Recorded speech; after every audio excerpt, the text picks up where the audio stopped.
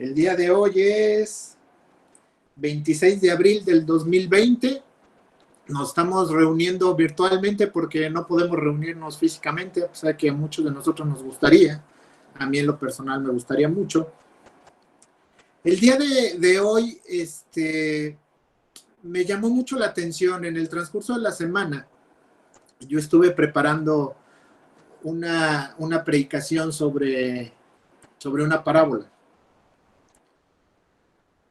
Pero en medio de mis lecturas que hacía, de todo lo que he estado viendo, de todo lo que está pasando a mi alrededor, algo me decía, no, todavía no es el momento de que toquemos eso. Necesitamos otra cosa, platicarle el día de hoy. Entonces, me gustaría que el tema de la prédica de hoy se llama Transformados. Y me gustaría empezar con un pequeño recuerdo. A muchos de ustedes yo les he dicho siempre que me encanta el cine. Y a lo mejor a algunos de ustedes también les gusta mucho el cine. Si yo les digo, por ejemplo, Ojo de Tigre, ¿qué viene a su mente cuando escuchan eso? Si les gusta el cine. ¿Alguien que me quiera contestar? Rocky. Rocky. Ok, gracias Alejandro. Sí, a Rocky. Pintito. Es una película que para la mayoría de nosotros es muy emotiva. Es muy interesante esa película, pero a mí me llama la atención cómo la temática de la película, más que el entrenamiento, que está súper padre, ¿no? El tema musical y subir corriendo la escalerita y ponernos a brincar hasta arriba y todo ese tipo de cosas. Y todos aquellos que hemos ido a un gimnasio, pues siempre ponen el ojo de tigre y todos entrenamos como loquitos y le damos más rápido a la elíptica, donde estemos, y todos estamos bien contentos. Pero si usted se pone a analizar la película, es bien interesante. La película habla sobre la transformación de una persona, en este caso, un cuate que se llama Rocky Balboa, que era una persona descendiente de migrantes italianos en Estados Unidos, en la ciudad de Filadelfia, que es boxeador, pero es boxeador en sus ratos libres. Todo lo demás del tiempo se la pasaba vagando, era golpeador, hacía mil cosas. Y como boxeador era malísimo. Era la cosa más mala que había en el planeta, yo creo, de boxeador. Y trata sobre un campeón que le da la oportunidad de pelear contra él por el campeonato mundial. Y entonces él empieza a hacer cosas diferentes. Empieza a cambiar toda su vida completamente. Se hace de una novia, embaraza a la novia, ya tiene la idea de empezar a transformar su vida. Y eso es el día de hoy de lo que quisiera hablar. Cómo muchas veces Dios utiliza todas las circunstancias que están a nuestro alrededor para que nosotros seamos transformados. Y esta es muy interesante porque una pregunta interesante que me hacía en el transcurso de la semana es: ¿cuál es la finalidad de lo que está pasando en todo el mundo?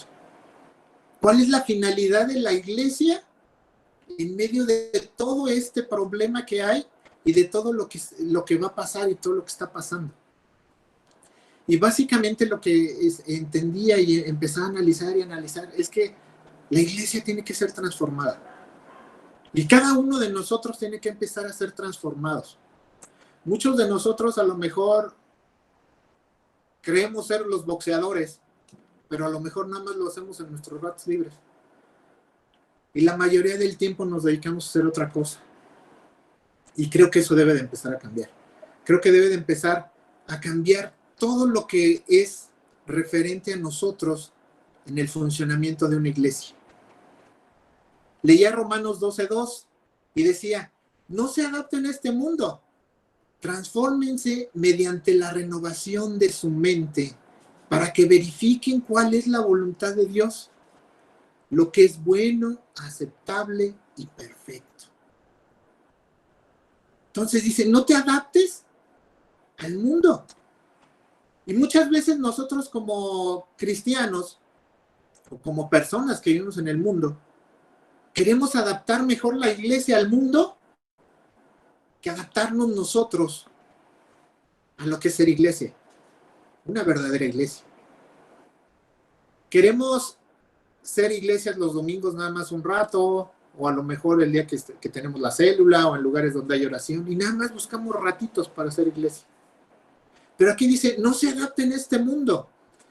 Y hermanos, cada uno de nosotros, desde el momento en que aceptó a Cristo en su corazón, ya no es parte de este mundo. Y desgraciadamente lo que intentamos hacer es adaptarnos a este mundo. Pero una vez que estamos siendo de esa manera, viene una parte bien interesante que dice, transfórmense mediante la renovación de su mente. Transfórmense mediante la renovación de su mente. Y a lo mejor ese es el problema que tenemos, que no hemos cambiado de chip completamente.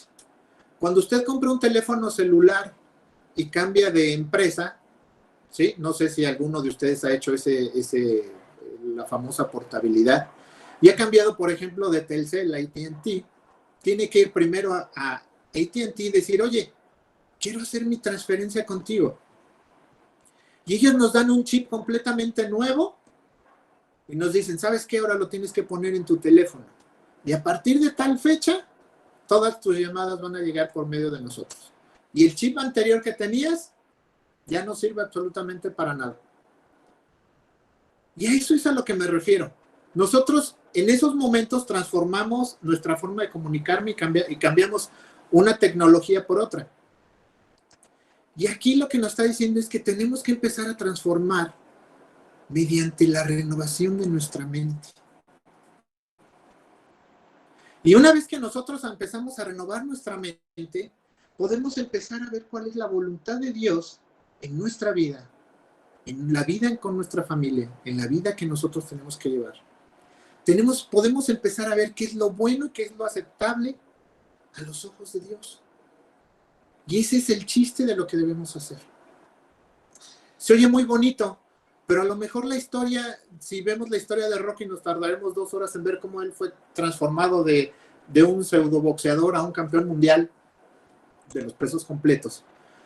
Pero si nosotros podemos tomar un ejemplo claro de cómo es este cambio, podremos ver cómo el pueblo de Israel cambia de ser un pueblo esclavo cuando está en Egipto y cómo llega a ser un pueblo conquistador para conquistar Canaán, la tierra prometida. Y tiene que pasar un proceso muy interesante, que eso es lo que el día de hoy me gustaría compartir con todos ustedes. Este proceso es tan interesante que podemos hacer nosotros una especie de comparativa, una especie de guía para que veamos cómo era la vida de esclavitud del pueblo romano, perdón, del pueblo de Israel en Egipto, ¿sí? Y cómo fue cambiando todo esto hasta llegar a ser un pueblo libre y conquistador. Y fíjense bien qué cosa tan interesante, ¿no? La mayoría de nosotros escuchamos la palabra esclavo y nos suena así como muy fuerte, como que es difícil. Y si nosotros nos podemos saber cómo es la vida de un esclavo, vemos que es una vida muy, muy compleja. Pero lo que no nos ponemos a ver muchas veces es cómo es la mentalidad del esclavo. Nos podemos saber cómo vive, pero pocas veces nos podemos saber cómo es su mentalidad. Y fíjense qué interesante que estaba viendo. Y decía, por ejemplo, la mentalidad de un esclavo. Normalmente los esclavos no tienen una identidad propia. Ellos simplemente se saben que son esclavos y siempre están para servir a alguien más. Siempre están sirviéndole a alguien más. Otra característica de la mentalidad de los esclavos es que tienden a ser rebeldes. Tienden a confrontar de alguna u otra manera. Otra cosa muy interesante es que normalmente hablan mal de sus amos y siempre hay algo en contra de lo que se está haciendo que está mal. Otra cosa bien interesante es que siempre están esperando que algo va a cambiar. Pero lo más interesante es que la mayoría de ellos no hace absolutamente nada para lograr ese cambio. Únicamente están esperando que se hagan los cambios solitos y que ellos se van a montar en algo y van a ser completamente libres y diferentes. Pero no hacemos nada por ese cambio, o no se hace nada en ese cambio. Se busca que otros actúen y resuelvan las situaciones complejas en vez de ellos empezar a hacer las cosas que deben de hacer. Normalmente sus sueños son muy cortos, no tienen sueños a largo plazo. Hablan en pequeño, se conforman con lo que tienen. Y algo bien interesante es que la mayoría de ellos no se creen merecedor de nada, porque son esclavos. No se creen merecedores ni siquiera del favor de Dios, justamente por lo mismo. Tienen un sentido de que no merecen nada de la vida, que ser esclavo es su destino. Y más de alguno a lo mejor ha escuchado el pobre nací, pobre me quedaré, esclavo nací, esclavo seré, obrero, etcétera, etcétera. Y eso lo podemos ver. Y si nos damos cuenta, esa mentalidad que nosotros acabamos de describir, muchos de nosotros la teníamos antes de que conociéramos a Cristo. Muchos de nosotros vivíamos como esclavos de nuestros pecados y de nuestras pasiones. Y fíjese bien lo que yo decía. Vivíamos en esclavitud y la cosa más interesante, y eso es muy, muy importante, es que vivíamos en esa esclavitud por las propias decisiones que tomamos cada uno de nosotros. Y nosotros pensábamos que éramos rebeldes, murmurábamos, hacíamos todas esas cosas que estábamos viendo ahorita. Muchos actualmente seguimos viviendo las consecuencias de los pecados que cometimos antes de llegar a la vida cristiana. Muchos de nosotros. Casi siempre éramos víctimas de nuestros instintos y nuestras pasiones. Y éramos víctimas porque posiblemente el mundo en el que vivimos se encarga en decirnos que sigas tus instintos, que sigas tus pasiones, que sigas haciendo lo que tú tienes que hacer, lo que quieras, que eres libre de poder hacer todas esas cosas. Eso es lo que nos enseña. Muchas veces nosotros también fuimos víctimas de nuestra lengua. Dijimos cosas, agredimos. Y muchas veces nuestra lengua fue el arma más letal que tuvimos contra las personas que más queríamos, que podrían ser nuestros padres, nuestras esposas, nuestros hijos, nuestros hermanos. Y nunca teníamos control de nuestra lengua, normalmente. Por lo general, nuestros sueños, lo que más enfocábamos nuestra vida era en tener cosas materiales. O es en tener cosas materiales. Lo más importante es qué tengo, qué carro tengo, qué carro uso, cómo es mi casa, qué tiene mi casa, qué computadora tengo, qué teléfono tengo, qué cosa tengo. Y esa cosa es muy interesante. Pero lo más increíble de esto es que cuando nosotros estábamos en esa situación, estábamos completamente separados de Dios. A muchos de nosotros nos hablaban de Dios y no nos importaba en lo absoluto. Muchos de nosotros nos alejábamos, de hecho, de personas que quisieran compartirnos de la palabra de Dios. Y esa era nuestra vida. Y si se da cuenta, hay una semejanza muy interesante entre la vida de esclavitud del pueblo hebreo y la vida de esclavitud de nosotros cuando vivíamos en el mundo. Pero gracias a Dios, el pueblo de Israel es sacado del pueblo de Egipto y es sacado por medio de milagros y es guiado por Moisés y cruzan el Mar Rojo. Todo el pueblo de Israel pudo ver y vivieron todas esas cosas que pasaron. Vieron las 10 plagas de Egipto.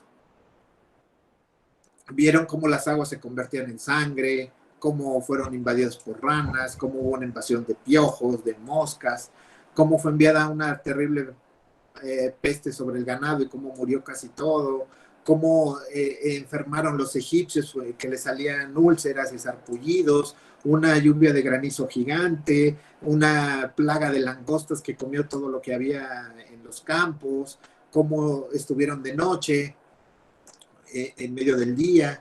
y cómo se anunciaba la muerte del primogénito de cada uno de los hijos de los egipcios. Luego vieron cómo atravesaron el Mar Rojo, ¿sí? Lo que es más, lo pasaron ellos a pie, ¿sí? Vieron cómo los soldados egipcios que venían atrás de ellos fueron muertos al intentar pasar el Mar Rojo, porque otra vez volvió el caudal del mar y los ahogó a la mayoría de ellos. Y el pueblo de Israel había salido de la esclavitud de 400 años en Egipto. Y aquí una pregunta bien interesante es, ¿cómo fuiste tú sacado y perdonado de tus pecados? ¿Cómo podrías tú decir, ahora sí ya fui libre de los pecados? ¿Cómo ahora tú puedes decir, ahora soy libre? Y para muchos de nosotros pasó algo extraordinario en nuestra vida. Para muchos de nosotros a lo mejor lo podríamos decir que fue como un milagro. Un antes y un después. Pasó algo. Tuvo que venir algo que nos cambió completamente y lo tuvimos que vivir. Pero gracias a Dios, seguramente otra persona te habló de Cristo. Y por eso es por lo que tú decidiste creer. Yo no sé cuántos años viviste tú en la esclavitud. Yo viví más de 40. Más de 40 años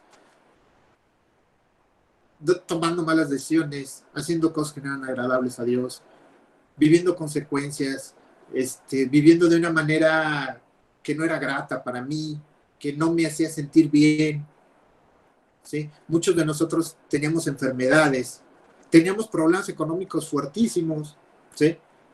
Pero lo más importante es que teníamos seguramente problemas con las personas que más queríamos. Casi siempre teníamos problemas con nuestra familia, con nuestra esposa, con nuestros hijos, con nuestros padres. Y siempre éramos víctimas de tus pasiones. ¿Sí? Muchas veces algunos caían en pornografía, en alcohol, en drogas, en sexo desenfrenado, en promiscuidad, en adulterio, en cosas que no son gratas, en lujuria, mil cosas. Cada uno de nosotros tiene una historia o tuvo una historia de la que igual, gracias a Dios, fuimos sacados. Y ahora podemos decir que somos libres de nuestro propio pecado, libres de nuestro propio Egipto.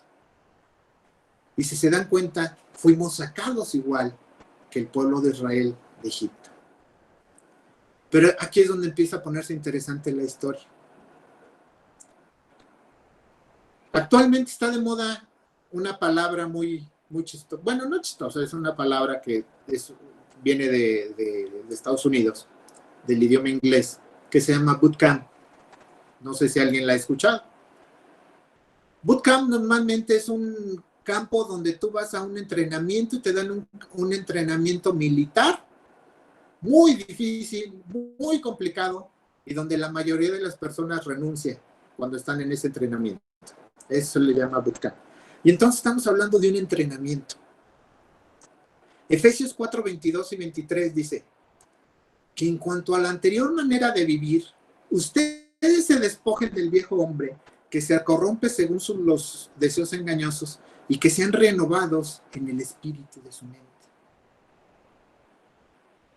Y aquí es la parte interesante. El pueblo de Israel es sacado de Egipto y es llevado al desierto. Es llevado al desierto con una finalidad: cambiar la mentalidad que tenían. Necesitan cambiar su mentalidad y su corazón. Necesitan ser transformados de esclavos a conquistadores. Necesitan que su pueblo muera su naturaleza antigua, a lo que ellos creían que era la forma correcta de vivir, porque habían vivido todo el tiempo de esa manera, y necesitan cambiar su mentalidad de esclavos por una mentalidad de reino. Hay un proverbio que dice: un pueblo no es grande por su antigüedad, ni por el tamaño de su territorio, ni por sus riquezas naturales, sino por la manera de pensar de su gente. Si usted se pone a ver, México es uno de los países que tiene una gran historia, ¿sí? Tiene un tamaño de un territorio excepcional comparado con otros países. Tiene riquezas naturales, pero no podemos avanzar porque tenemos una forma de pensar que no nos ayuda a crecer.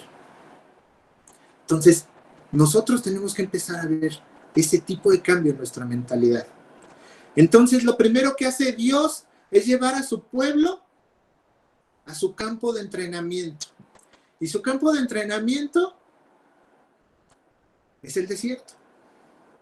Éxodo 15:22 nos dice, Moisés dio al pueblo de Israel lejos del Mar Rojo y se internaron en el desierto de Sur. Ahí se metieron. Y es cuando ellos empiezan una nueva historia para ellos y para toda su descendencia. Pero fíjense qué cosas tan interesantes. Hay 4 cosas bien interesantes que encontré para las que pueden pasar cuando tú estás en un desierto. Primero, si en este momento te dijeran, oye, te voy a llevar a un desierto, ¿qué harías?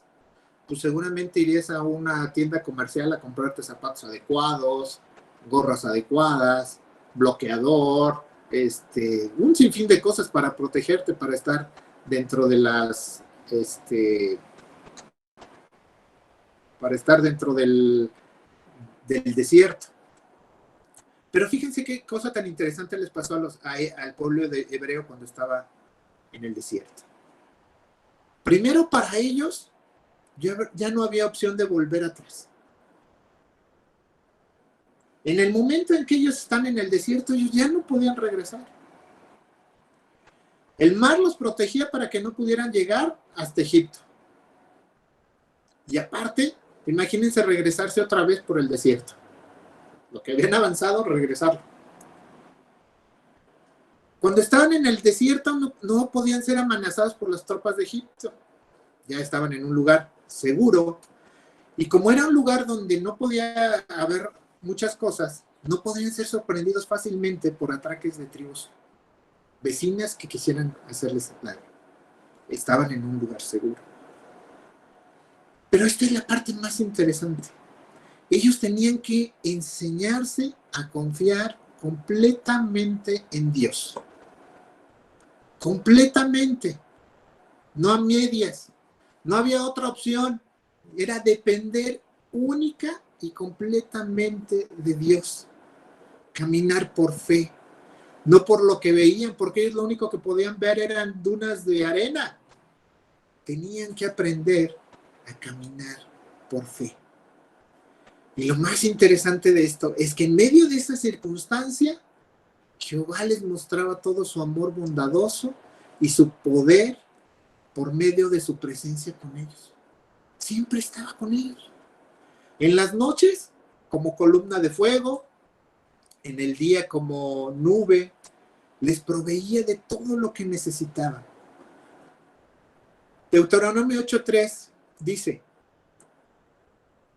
Él te humilló y te dejó tener hambre, y te alimentó con el maná que tú no conocías ni tus padres habían conocido, para hacerte entender que el hombre no solo vive de pan, sino que vive de todo lo que procede de la boca del Señor.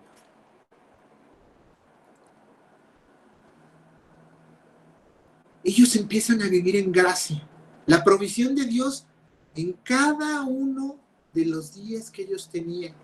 Empiezan a tener maná todos los días, hasta que llega un momento en que se hartan y dicen, oye, queremos carne.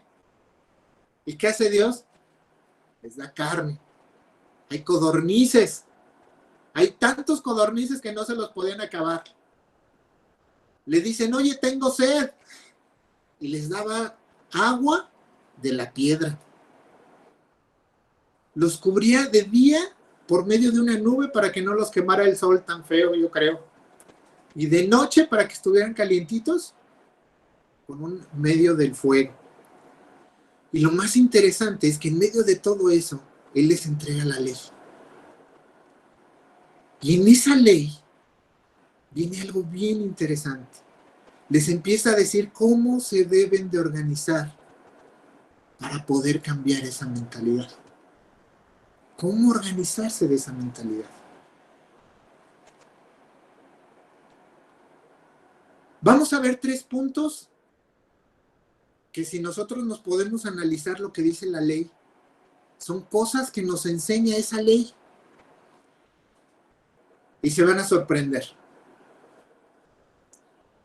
Lo primero que enseña la ley es que por sobre todas las cosas debes de aprender a amar a Dios. Les enseña cómo deberían de adorarlo. Les indica qué ofrendas hacer, cómo hacerlas, cuándo hacerlas, cómo asistir, cómo buscar el perdón de Él, cómo buscar todo de Él, siempre y en cada momento. ¿Sí? Amar a Dios. Amar a Dios fue lo primero que les fue enseñado cuando estaban en medio del desierto, para que ellos pudieran ser un pueblo diferente. Para empezar a cambiar su mentalidad, les empezó a amar a Dios y a depender de Él. Amarlo por sobre todas las cosas. Y luego fíjense qué cosa tan interesante. Les enseña a aprender a amar a los demás. Les enseña cómo deben de aprender a vivir en comunidad entre ellos. Les enseña cómo deben de tratar enfermedades entre ellos, cómo deben de cuidarse en los partos las mujeres, cómo deben de comer, qué no deben de comer. Les habla sobre su sexualidad y qué cosas son gratas para Dios y qué cosas no, y qué cosas serían problemáticas en medio de ellos, ¿sí? Les explica cómo debe ser la conducta personal que ellos deberían de tener dentro de la sociedad. Aprender a amarse entre ellos mismos. Y después de eso, también les enseña, por medio del ejemplo de los sacerdotes y de los levitas, les enseña a servir a otros. Se pone el ministerio de los sacerdotes y levitas y la gente empieza a servir. Una parte de esa gente empieza a servirle a todos los demás. Empiezan a ayudar a los pobres. Y es tan interesante que hasta les da deberes específicos a cada uno de los clanes de los levitas. Fíjese bien. Les enseña a amar a Dios, a amar a otros y a servir a otros.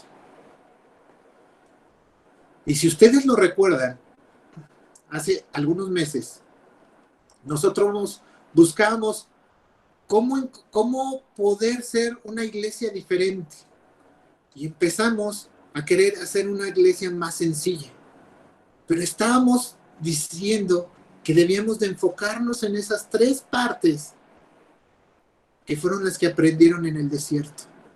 Amar a Dios por sobre todas las cosas. Amar a otros y empezar a servir a otros.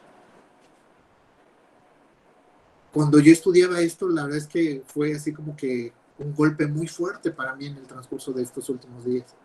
Yo decía, esto lo tengo que compartir con mis hermanos dentro de la iglesia. Porque es parte de algo que fue enseñado en Egipto, cuando el pueblo salió de Egipto, está en el desierto y les está empezando a cambiar la mentalidad. Si nosotros como iglesia queremos empezar a cambiar nuestra mentalidad, a lo mejor esto es lo que deberemos de empezar a hacer. Enseñar cómo amar a Dios. Enfocarnos completamente en que nuestra iglesia se ame a Dios. En enseñarles a nosotros mismos, a nuestros hijos y a cada uno de los que está en medio de nosotros, cómo amar a otros. Y lo más importante, cómo les vamos a servir a otros. Cómo les podemos servir al mundo en medio de la pandemia y cuando acabe la pandemia. Pero pasa algo bien interesante. Están aprendiendo todo eso y todo eso ellos lo tienen en su ley que les fue dada. Pero aún y con todo eso, ellos tardan 40 años en cruzar el desierto. Y tardaron 40 años porque empezaron a ser víctimas de su necedad. Nehemías 9:17 lo dice muy, muy claro. Se negaron a obedecerte Y no se acordaron de los milagros que habías hecho a favor de ellos. En cambio, se pusieron tercos y nombraron un líder para que los llevara de regreso a su esclavitud en Egipto. Pero tú eres Dios de perdón, bondadoso y misericordioso, lento para enojarte y rico en amor inagotable. No los abandonaste. Ni aún en medio de la necedad fue abandonado el pueblo de Israel. Y muchas veces, hermano, cuando tú ya conoces de Dios, cuando tú ya sabes qué es lo que tienes que hacer, caes en la necedad. Y muchas veces tiendes a regresar a tu Egipto. Tiendes a regresar a donde estabas al principio. Porque extrañas, dice la Biblia, extrañas comer ajos y cebollas. Extrañas esas cosas que tú crees y que la sociedad te ha hecho creer que son buenas e interesantes para ti, que es lo mejor que tú puedes tener. Y nos olvidamos de seguir hacia adelante y regresamos nuevamente. Y eso nos puede llevar a que nos tardemos 40 años en aprender y a poder cambiar nuestra mentalidad. Acuérdense, todo esto es porque tenemos que aprender a cambiar y a transformar nuestra mente y nuestro corazón. La lucha más difícil que tenemos como cristianos es la misma que tuvieron los israelitas. Creer y confiar en que Dios tiene el control de todo. De todo. No nada más de una parte. No nada más de mi salvación. No, Él tiene el control de mi salvación, de mi familia, de lo que estoy viviendo en este momento. Él tiene el control de lo que voy a vivir el año que entra. Él tiene el control de cómo voy a estar el año que entra. Él tiene el control de mi salud, de mis finanzas, de mi familia. Él tiene el control de todo. Pero muchas veces se nos olvida y queremos darle nada más el control de una pequeña parte. Queremos darle el control de los domingos de 11 a 2. Y los lunes los martes de 9 a 10. Y así nos la pasamos. Y todo lo demás queremos nosotros seguir teniendo el control en nuestra mente, en nuestra ideología, en nuestras formas que hemos aprendido. Aunque no nos han funcionado muchas veces, queremos seguir teniendo el control de todas esas cosas.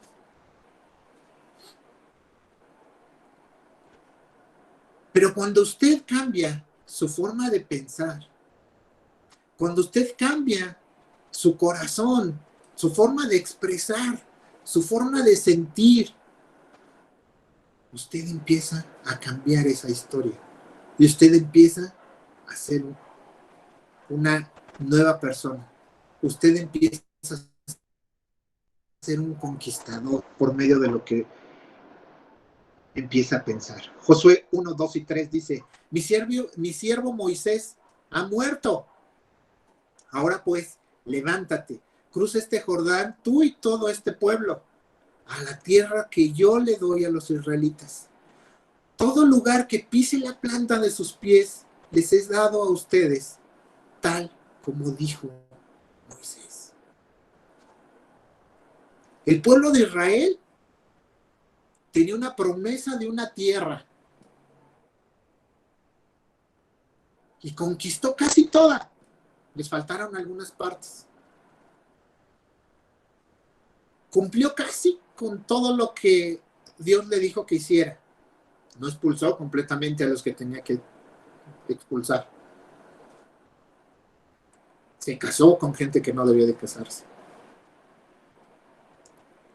Y eso posteriormente les causó conflictos. Les causó que Dios les retirara toda su bendición por un tiempo. Pero esa era su tierra prometida y Dios se las dio. Y la pregunta es, qué bonito, esta parte me gusta mucho y a lo mejor me van a escuchar que yo lo digo mucho.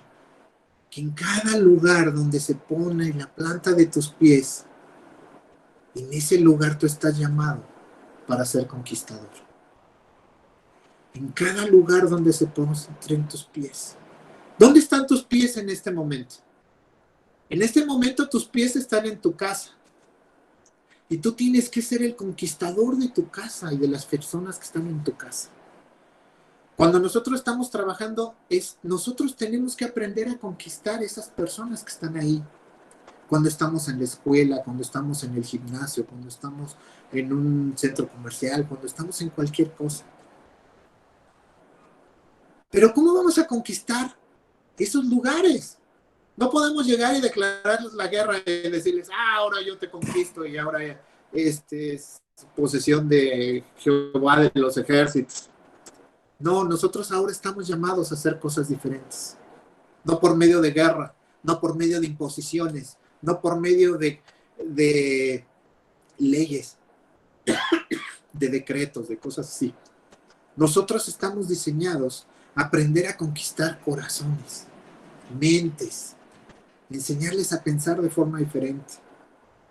Tenemos que empezar a hacer imagen de Cristo en cada lugar donde se postren nuestros pies. ¿Cómo puedes hacer para reconquistar tu matrimonio? Esa sería una pregunta bien interesante. Si tú tienes problemas en tu matrimonio y eres varón, ¿cómo podrías reconquistar tu matrimonio? ¿Cómo lo conquistaste primero? No llegaste y te impusiste, ¿verdad? O sea, no llegaste y le dijiste en ese entonces, por ejemplo, yo no llegué con Alma y le dije, toma mis calzoncillos sucios y lávamelos, por favor. No, yo primero llegué con ella y le invité a tomar un café, a salir, a platicar de mi vida. Le explicaba cómo era, qué sentía, qué creía, qué hacía. Y ella hacía lo mismo.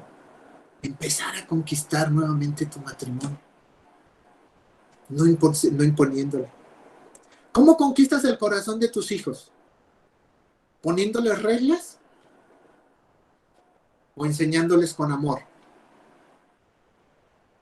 Cada uno tiene historias diferentes y cosas diferentes. Pero empieza a conquistar su corazón, no a imponer, a conquistar el corazón de tus hijos. ¿Cómo conquistar el corazón de la gente con la que trabajas? Pues a lo mejor primero no hablando mal del jefe, porque a lo mejor el jefe ya sabe que hables mal de él. ¿Sí? A lo mejor dando un poquito más de lo que se te pide. Llegando 5 o 10 minutos antes, saliendo 5 o 10 minutos después, haciendo cosas. Yo les decía a mis hijos y toda la vida se los he dicho, ¿tú quieres progresar en tu trabajo? Resuelve problemas. Y resuelve los problemas que no son tuyos. Resuelve problemas de otra persona. Y esa otra persona te va a reconocer tu trabajo. Y entonces vas a poder tener un mejor trabajo. Pero en este caso, ¿cómo les ayudarías a conquistar el corazón de la gente con la que trabajas? Siendo amable, quizá orando por ellos, preocupándote por ellos. Y preocupándote no es ir, estoy bien preocupado por ti. Es decirle, oye, ¿cómo está? ¿Cómo está tu esposa? ¿Cómo están tus hijos? Oye, ¿cómo le fue a tu hijo en el examen? ¿Sí pasó? ¿Sí quedó en la prepa? ¿No quedó? ¿Cómo quedó en la secundaria? ¿Cómo van tus calificaciones? Y ellos van a empezar a abrirse. Van a empezar a abrirse. Y entonces es el momento, no de que le hables de Dios nada más, sino que le muestres tu amor, el amor que Dios tuvo para ti. Eso es lo más importante. ¿Cómo puedes conquistar el corazón de la gente de tu escuela? Es que fulanito le gusta la banda y a mí me gusta el rock. No puedo tener una interconexión con él. Él es de los nerds y yo soy de los buena onda. Él es de los fashion, yo no. X cosas, ¿no? De cualquier tribu urbana que se les pueda conquistar. Preocúpate por ellos. Aprende a servirles, sirviendo. Ese es el ejemplo que Jesucristo vino a darnos a cada uno de nosotros. Mateo 20:28 dice, así como el Hijo del Hombre no vino para ser servido, sino para servir y para dar su vida en rescate por muchos. El Hijo del Hombre no vino para ser servido, vino a servir. Hermanos, tú y yo, todos los que estamos en esta videoconferencia y los que no se han podido conectar, estamos llamados a servirle al mundo.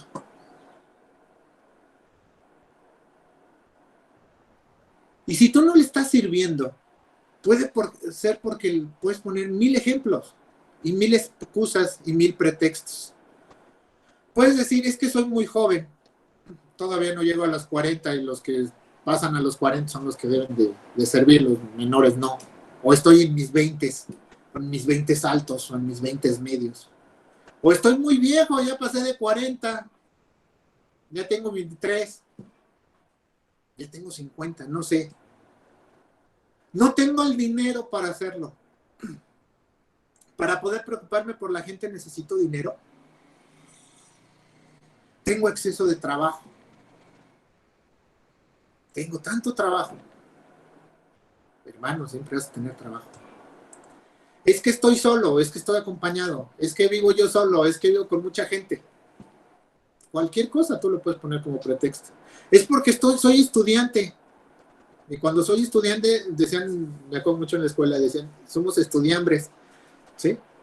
Nunca tenemos dinero, nunca tenemos nada, duras penas tenemos para el camión. Muchas veces tampoco sirves porque dices, es que tengo un pasado de adicciones. Tengo un pasado en el cual no hice lo correcto a lo agradable de Dios. Tengo un pasado que me pesa y que me impide poder servir. Y fíjate, cosas interesantes. Abraham salió de su tierra después de los 70 años. Era una persona mayor. Moisés había matado a un egipcio y algo que también se nos olvida es que era tartamudo. José, el que le decimos el soñador, fue abusado por sus hermanos. Después de eso fue esclavo. Estuvo en la cárcel. Rahab era una prostituta, una mujer de la vida galante. David, el rey David, a pesar de que tuvo una vida de conquistas y de cosas así, tuvo un desliz y tuvo un amante. Y a partir de eso tuvo un sinfín de problemas, pero él siguió sirviendo a Dios. Noemí y Ruth eran mujeres, eran viudas y eran extremadamente pobres. Pedro era una persona inculta y completamente impulsiva. Marta era una mujer que de todo se preocupaba. Diría mi abuela, era una preocupona. La mujer samaritana había tenido 5 esposos y en todos había fracasado. Pablo era una persona que no tenía una salud completamente al 100%. Y aparte de eso, al principio, él era una persona que perseguía cristianos. Y no los perseguía para otra cosa, sino para matarlos. Timoteo era una persona completamente tímida. Y así le puedo seguir. Podemos tener un listado infinito de todas las características que pudieron haber sido limitantes de todas aquellas personas que empezaron a servirle a Dios y empezaron a servirle a otras personas. Hermano, tú y yo fuimos salvados para servir. No fuimos salvados para sentarnos y para quedarnos a esperar a que venga el cielo a recogernos. No fuimos salvados para que en medio de la pandemia no hagamos nada. No fuimos salvados para que después de esto sigamos como estábamos. Tenemos que hacer algo completamente nuevo. En algunas iglesias de China, cuando un creyente es nuevo, en la oración inicial dicen algo que me gustó muchísimo. Dice, ahora Jesús tiene un nuevo par de ojos para ver, nuevos oídos para escuchar, nuevas manos para ayudar, y un nuevo corazón para amar a otros. Hermano, no basta con salir del lugar donde éramos esclavos. Estamos llamados a conquistar por medio del amor y del servicio cada lugar donde se postren nuestros pies. Estamos llamados a expandir el reino de Dios. Estamos llamados a ser transformados nuestra mente y nuestro corazón y ayudarle a las personas en esa parte. Finalmente, Santiago 1, 22 al 25 nos dice: sean hacedores de la palabra y no solamente oidores que se engañan a sí mismos. Porque si alguien es oidor de palabra y no hacedor, es semejante a un hombre que mira su rostro natural en un espejo. Pues después de mirarse a sí mismo e irse, inmediatamente se olvida de qué clase de persona es. Pero el que mira atentamente la ley perfecta, la ley de la libertad, y permanece en ella, no habiéndose vuelto un oidor olvidadizo, sino un hacedor eficaz, este será bienaventurado en lo que hace.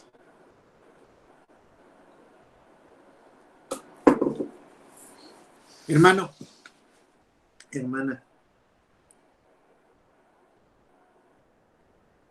si tú quieres que tu mentalidad cambie,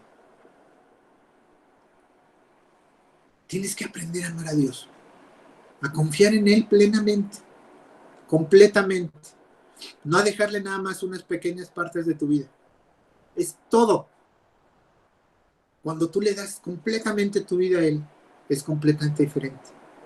Yo quiero hacer eso y estoy empezando, bueno, no estoy empezando, llevo 10 años intentando cambiar muchas cosas. Tienes que empezar a amar a otros, amar a tu prójimo, amar a tu iglesia, amar a aquellos que están alrededor tuyo, aunque no se lo merezcan. ¿Sabes por qué? Porque Dios te amó a pesar de que no lo merecías. A mí me amó a pesar de que yo no merecía absolutamente nada. Nada, absolutamente nada. Y Él me ha amado. Y me he sentido una persona amada por Él. Y una vez que empiezas a amar a Dios, empiezas a amar a otros, empieza a servirles. Empieza a servirles. Puedes encontrar 1000 maneras de servirle a los que están alrededor tuyo. Empieza a servirle a tu familia. Empieza a servirle a tu esposa, empieza a servirle a tus hijos, empieza a servirle a tu esposo, empieza a servirle a tus padres, empieza a servir en tu trabajo. ¿Cómo le ayudas a tu compañero de trabajo? ¿Cómo le puedes servir a tu jefe? ¿Cómo le puedes ayudar al que abre la puerta del edificio donde vas? ¿Cómo le puedes ayudar?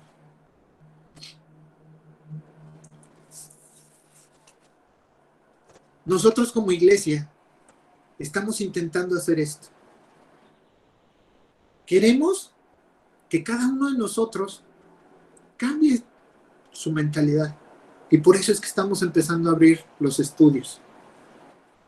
Esos estudios, nosotros estamos seguros que van a cambiar y edificar tu vida. Estamos seguros que van a empezar a hacerte confiar más en Dios. A amar más a Dios. A amar a tu prójimo. Y después de eso, estoy seguro que podemos empezar a servir. No ser una iglesia estática que depende solo de los domingos de 12 a 2 o de 11 a 2, sino que cada uno de nosotros empiece a transformar el lugar donde está nuestros pies, donde Dios nos ha puesto a cada uno de nosotros. Pero primero tenemos que empezar a cambiar nuestra mente y nuestro corazón. Señor, en esta mañana te doy gracias por la vida de cada uno de mis hermanos. Te doy gracias por sus vidas, Señor. Gracias por tu infinita misericordia en cada uno de ellos, Señor. Gracias porque los has rescatado, al igual que a mí, Señor. Gracias porque nos has dado la oportunidad de saber que tenemos algo que el mundo normal no conoce, Señor. Paz y tranquilidad hacia donde vamos. Gracias porque gracias a tu amor inagotable que nos has dado en medio de estas dificultades, de estas pandemias, Señor. Nosotros sabemos a dónde vamos. Gracias por tu infinito amor hacia cada uno de nosotros. Gracias, Señor, porque nos has puesto a todos nosotros en un lugar para que podamos aprender a amarte, Señor. Gracias por habernos puesto en esta comunidad, Señor. Porque esta comunidad está diseñada para que podamos aprender a amarte, a poder dejar todas esas cosas que traemos arrastrando, Señor, a cambiar nuestra mentalidad, a cambiar nuestro corazón, Señor. Te pido, Señor, que nos des fuerzas a cada uno de nosotros para poder servirle a cada uno de los que está alrededor de nosotros. Te pido, Señor, que me des fuerzas para poder servirle a mis hermanos en mi comunidad, Señor, de una manera grata a tus ojos, Señor. Te pido que nos des la oportunidad de seguir creciendo juntos, de poder seguir creciendo en amor, en misericordia y en bondad, Señor. Y también te doy gracias, Señor, porque en cada lugar donde estemos nosotros, Señor, se pueda reflejar tu rostro por medio de lo que hacemos, por medio de nuestro trato con los demás. Que la gente pueda decir, es que esta persona es diferente. Que podamos ser esa luz y ese reflejo de tu amor, tu misericordia, en cada lugar donde nosotros estemos, empezando por nuestras familias, continuando con nuestra iglesia y en cada lugar a donde nosotros tenemos que ser llevados. Te doy gracias por este tiempo, Señor. Pongo en tus manos la vida de cada uno de nosotros, Señor. Nuestra semana, este tiempo que estamos en cuarentena. Y te pido que seas tú hablándonos a nuestra mente y a nuestro corazón, para transformarnos y cambiarnos de esos esclavos a ser conquistadores por medio de amor en cada lugar a donde vayamos. En el nombre de tu Hijo Jesús te lo pedimos. Amén y amén. Muchas gracias. Gracias, Héctor. Gracias, Héctor, por la enseñanza.